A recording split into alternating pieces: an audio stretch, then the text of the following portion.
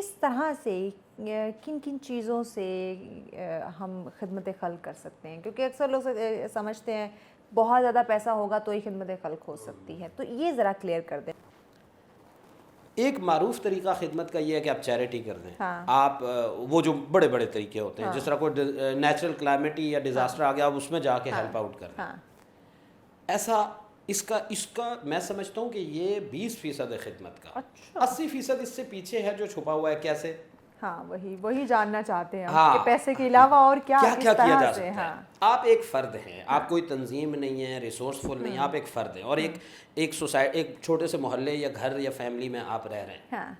वहाँ देखिए, सिस्टम के जो फ्लॉज हैं वो खिदमत के दरवाजे खोलते हैं आपके लिए।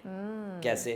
एक फ़र्द है, वो पटवार खाने में जाता है, उसका जायज़ काम नहीं हो पाता, तो आप अगर कुछ कर सकते हैं तो आप एक कदम उसके साथ चल लीजिए, चले जाइए। आप आगाह हैं, वो आगाह नहीं है।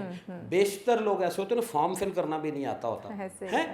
बैंक में जाएं, पटवार खाने में जाएं, सिर्फ वो समझ बूझ ना होने की वजह से बहुत सारे अपने काम नहीं करवा सकते। उनकी खिदमत कर लीजिए।